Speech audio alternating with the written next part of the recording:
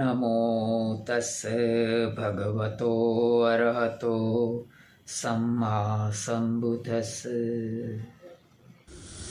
तथागत सम्यक संबुद्ध के चरणों में पंचांग प्रणाम करता हूँ। बाबा साहब के प्रति कृतज्ञता व्यक्त करता हूँ और चैनल व्हील ऑफ धम्म को देख रहे आप सब श्रद्धावान उपासक उपासिकाओं के प्रति मंगल कामना करता हूँ। हम सब धम्म का मार्ग का प्रतिपादन करें, भगवान बुद्ध के द्वारा उपदेशित निर्वाण रूपी परम मंगल की प्राप्ति करें, हम सबका जीवन मंगलमय बने।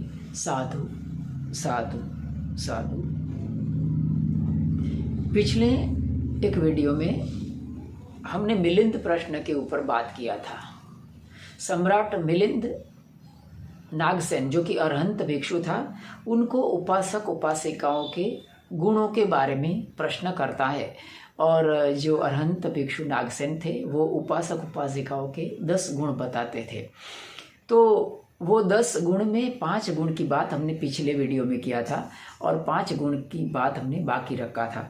तो आइए इस वीडियो में हम बाकी रहे 5 गुण की बात करते हैं। शुरुआत करने से पहले हम जो पिछले वीडियो में जो 5 गुण की हमने बात किया था उसके ऊपर एक हल्का सा नज़र डालते हैं कि पिछले वीडियो में जो 5 गुण बताया था उसमें पहला गुण था कि उपासको संगेन समान सुख दुख होती, यानी जो भिक्षु भिक्षुणियों का संग है वो सुखी होता है तो उपासक उपासिका भी सुख फील करते हैं, और अगर भिक्षु संघ भिक्षुणी संघ है वो दुखी होता है किसी भी विषय को लेकर, किसी भी अभाव को लेकर, तो उपासक उपासिका वर्ग है वो भी दुख फील करते हैं। ये पहला गुण था। दूसरा था कि वो धम्माधिपत्ययो होती, यानी वो धर्म को सबसे ऊंचा समझता है। यानी हमारे जीवन में हम किसी भी चीज़ों को, थोड़ी थोड़ी जो भी चीज़ें हैं उसको हम एक पर्टिकुलर महत्व देते हैं। तो यहाँ बात ये कहा कि धम्मादि सबसे ऊंचा समझता है, माने उसकी प्रायोरिटी है वो धम्म के प्रति सबसे ज़्यादा होती हैं। और आगे कहा, तीसरे गुण में कहा था कि यथा बलम सविभाग, मानी वो दान देता है, यथाशक्ति दान देता है। अपने जो भी अपनी धन उपार्जन के साधन है, धन उपार्जन करता है, उसमें से वो थोड़ा बहुत संविभाग रतो होती, यानी कहा दान भी नहीं कहा, उसको कहा कि वो संविभाग करके कुछ ना कुछ रकम है वो धम्म के लिए, दान के लिए वो निकाल कर रखता है।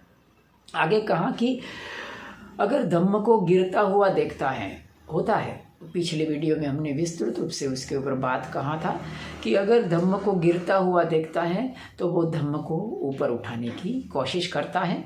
और अंत में हमने कहा था कि सम्मा दिट्ठी को, अर्थात वो सम्यक दृष्टि होता है, उसके ऊपर भी हमने विस्तृत चर्चा किया था।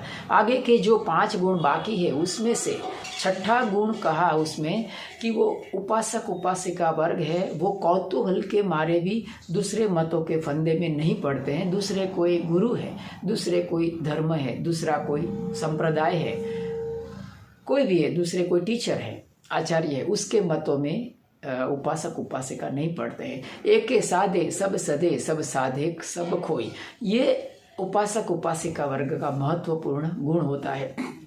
और इसके साथ वफादारी भी जुड़ी है, श्रद्धा भी जुड़ी है। ये बहुत ही महत्वपूर्ण गुण है। दरअसल हमें दूसरे मतों में पढ़ने की क्या ज़रूरत होती है? हमें ये सवाल क्यों पैदा होता है, हम दूसरा हमको क्यों आकर्षित करता है? उसके पीछे बहुत एक तार्किक कारण है। जब भी हम किसी भी मार्ग का प्रतिपादन करते हैं, कोई मार्ग पर चलना शुरू करते हैं, या तो जन्म से कोई मार्ग पर चल रहे हैं, तो कहीं ना कहीं हमारे मन में एक असंतुष्टि पैदा होती है। असंतुष्टि पैदा होने का कारण है हमारी अपेक्षाएं। जब भी हमारी अपेक्षाएं है एक सीमा से अधिक हो जाती हैं तो फिर हमें हमारे मार्ग पर असंतोष जन्म लेता है, उसको विचिकित्सा कहा। इसीलिए सोतापन का सबसे बड़ा गुण है वो विचिकित्सा रहित होना है।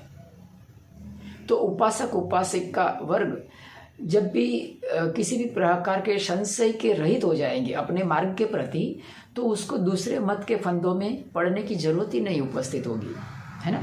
तो क्या होता है कि जब भी हम मार्ग पर चलते हैं धम्म के, हमारे या तो कोई भी दूसरा धार्मिक है या तो कोई भी फील्ड का है, तो एक अरसे के बाद, एक समय के बाद हमारे अंदर अपेक्षा के कारण, अगर हम ज़्यादा अपेक्षा रख लेते हैं कि मुझे ये मार्ग पर चलता हूँ तो मुझे तो ऐसा ऐसा मिलना ही चाहिए, मुझे तो अरहत्व की प्राप्ति होना ही चाहिए, कास्टिज्म तो दूर होना ही चाहिए, ऐसा तो होना ही चाहिए।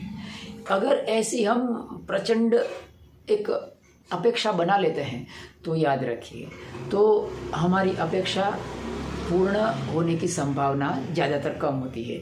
तो जब भी हमारी अपेक्षा पूरी नहीं होती है तो हम उस मार्ग के लिए हमारे मन में असंतोष जन्म लेता है।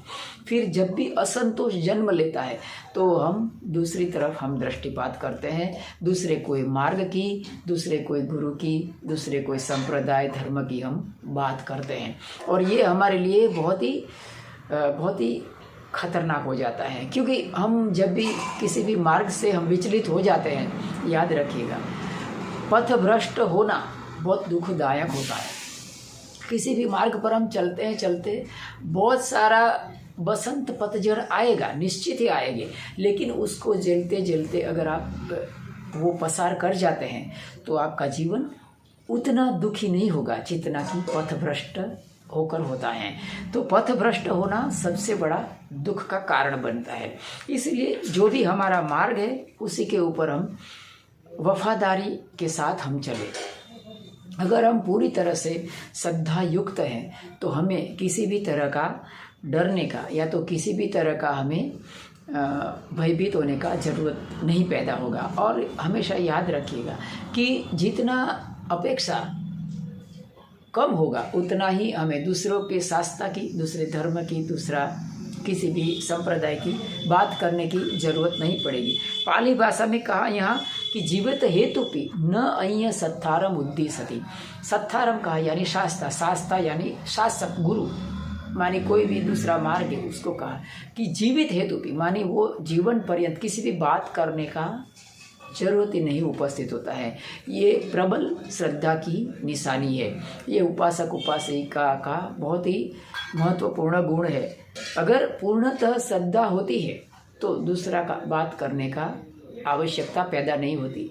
दूसरा अपने मार्ग पर है, सही है गलत है, अपने मार्ग पर है। आगे कहा कायिक वाचसी कंचिंस रक्षित मुद, यानी वो काया और वाणी से वो संयमित होता है। ये भी बहुत ही महत्वपूर्ण गुण है। इसको ध्यान के साथ, आनापान सती विपස්සना के साथ बहुत गहरा संबंध है। काया और वाणी से वो संयमित होता है। देखिए ये इतना महत्वपूर्ण गुण है कि अगर ये एक ही गुण आ जाता है तो माने कोई भी इंसान है वो कुछ अवस्था प्राप्त कर सकता है।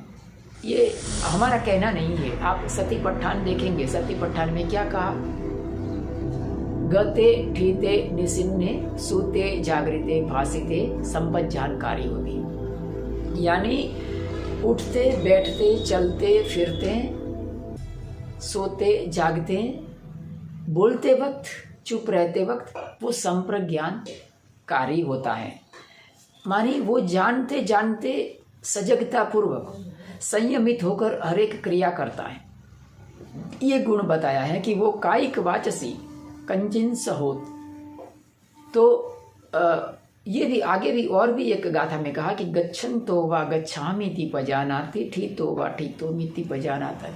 हर एक हमारा जो शरीर की अवस्था है उसमें वो जानते जानते यानी पूरी तरह नियंत्रण के साथ सती संप्रज्ञान के साथ वो आचरण करता है, ये कहा है। और आगे 8वें गुण में कहा समग्गा रामो समग्गा रतो अनुसूय को, मानी वो एकता प्रिय होता है और ईर्षा रहित होता है, संगठन प्रिय होता है और ईर्षा रहित होता है। तो यहाँ कहा कि एकता प्रिय होता है। हमारे समाज में देखे या तो कोई भी समाज में हम देख सकते हैं, धम्म के किसी भी धम्म में किसी भी संप्रदाय में हम देख सकते हैं कि जब भी हमारी एकता खंडित होती है, संगठन हमारा टूटता है तो कितनी व्यथा और कितनी मुश्किलियाँ पैदा हो जाती है। तो उपासक उपासिका वर्ग है वो संगठन प्रिय होता है, एकता प्रिय होता है। और हमारी एकता खास करके जब भी जहाँ तक सवाल है बुद्धिज़्म का, तो हमारा जो संगठन है एकता टूटने का, उसका मैं 2 कारण यहाँ रजू करता हूँ। थोड़ा नेगेटिव है, लेकिन फिर भी मैं सॉफ्ट शब्दों में रजू करने की कोशिश करता हूँ। कि पहला है कि हम ईर्ष्या के कारण हम दूसरे के प्राधान्य को स्वीकार नहीं करते हैं, हम दूसरे के आधिपत्य को स्वीकार नहीं करते हैं। हम ये सोचते हैं कि मैं ही प्रेसिडेंटशिप हूँ, मैं जैसा कहूँ वैसा ही हो, मैं सब कुछ जानता हूँ। हम अपना पद प्रतिष्ठा छोड़ना नहीं चाहते हैं, हम कुछ बड़ा बन जाना चाहते हैं, हम कुछ हासिल कर लेना चाहते हैं, और हम दूसरे को आने देना नहीं चाहते हैं। या तो ऐसा कह सकते हैं कि दूसरा कोई आगे बढ़ता है वो गलत है, वो ना बढ़े, मैं ही बढ़ूँ। हम अपनी लाइन बड़ी नहीं करते, लेकिन दूसरे की लाइन छोटी करके अपनी लाइन बड़ी दिखाना चाहते हैं। कि ऐसी जो भी भावना होती है ईर्ष्या की या तो दूसरे को नीचा दिखाने की, तो समाज में, हमारे संगठन में, बंधु बांधव में एक प्रकार का विवाद पैदा होता है, और विवाद हमेशा संगठन तोड़ता है। और भी एक बात है कि ये सबसे बड़ी बात है, और मुझे लगता है ये हमें उसके ऊपर गौर करना चाहिए। दूसरा कारण है संगठन टूटने का है कुतर्क। देखिए, अगर हम तर्क नहीं करते हैं तो हम बुद्धिमान नहीं हैं, लेकिन अगर हम कुतर्क करते हैं तो हम पशु से भी गए गुजरे होते हैं। ज़्यादातर मैंने देखा है बहुत जगह कि हम कुतर्क करते हैं। कुतर्क किसको कहते हैं? कुतर्क का अर्थ होता है कि जो स्पष्ट दिखाई देता है, दिए की तरह वो स्पष्ट होता है, और हमारा मानस स्वीकार करता है कि हाँ, मानी बंदे जी कह रहे हैं वो सही है, कोई बुद्धिमान ने कहा है ये सही है, ऐसा हमारा मानस स्वीकार भी करता है। लेकिन हमारी जिद के कारण या तो हमारे अहंकार के कारण हम स्वीकार नहीं करते हैं, और हम जीतने के लिए, या तो यूँ कहे कि हम अपने मत को बनाए रखने के लिए हम बहुत एग्रेसिव बन जाते हैं, और एग्रेसिव बनते बनते कोई बार तो तू मैं हो जाता है, और गाली गलौज भी हो जाता है, और कोई बार तो हाथापाई भी हो जाता है। तो ये संगठन को तोड़ देता है कुतर्क। तो हम ऐसे कुतर्क से बचे। और आगे गुण कहा 9वें गुण में कि वो दंभ रहित होता है। ये बहुत अच्छा बात है कि हमारे बुद्ध धम्म में, जहाँ तक मेरा मानना है और मैंने फील किया है अनुभव से, कि बुद्ध धम्म के जो लोग हैं वो दंभ रहित होते हैं। और उनको, क्योंकि बाबा साहब का अनुयायी है हम, और भगवान बुद्ध ने ही दंभ रहित होने की बात किया है, तो ज़्यादातर मुझे लगता है कि हमारे समाज में दंभ की मात्रा बहुत कम है। इंसान ज़्यादातर निखालस और फ्रैंक होता है, और बहुत ही ओपन हार्ट होता है। वो दंभ नहीं करता, दिखावा नहीं करता है। ये जहाँ तक मेरा मानना है कि हमारे समाज में ये बात होती है। आगे कहा कि वो दंभ रहित होता है और बुद्ध धम्म और संघ की शरण में गया हुआ होता है। इसके लिए हमने बहुत सारे वीडियो में हमने बात किया है कि उपासक उपासिका हैं वो बुद्ध धम्म और संघ की शरण में गए होते हैं। जब भी हम शरण लेते हैं तो हमें याद रखना चाहिए कि हम शरण क्यों ले रहे हैं, हम किसी भी चीज़ का हम शरण क्यों ले रहे हैं, हम सहारा क्यों ले रहे हैं। सहारा लेना, शरण लेने का अर्थ है कि मुझे पता नहीं है, मैं नहीं जानता हूँ, मैं नहीं चल सकता हूँ, मैं नहीं बोल सकता हूँ। किसी भी बात को लेकर हमारी असमर्थता को दर्शाता है शरण लेना। तो जब भी हम शरण लेते हैं बुद्ध की, धम्म की या संघ की, तो परिपूर्ण रूप से बुद्ध धम्म और संघ की शरण ले। ऐसा मत करें कि ये बुद्ध है, उसका हाथ, उसकी उंगली ठीक नहीं है, उसको काट दो, उसका कान ठीक नहीं है, उसको ले लो, अभी बराबर है। हम अपना जो मंतव्य है, जो अपनी मान्यताएं है, वो बुद्ध धम्म के ऊपर आरोपित करेंगे तो हर इंसान अपनी दृष्टि से बुद्ध धम्म को अपनी मान्यता के अनुसार तौलेगा, और इस तरह है धम्म के पतन का कारण बनेगा। तो अगर हम बुद्ध धम्म संघ की हम शरण लेते हैं तो शरण लेना, जो भगवान बुद्ध ने जो मूल त्रिपिटक में कहा है उसका हम जितना हो सके उसका स्वीकार करके धम्म के मार्ग का प्रतिपादन करे। तो आज इतना ही रखता हूँ। जितने भी चैनल व्हील ऑफ धम्म को देख रहे उपासक उपासिका सबके प्रति मंगल कामना करता हूँ। साधु साधु साधु।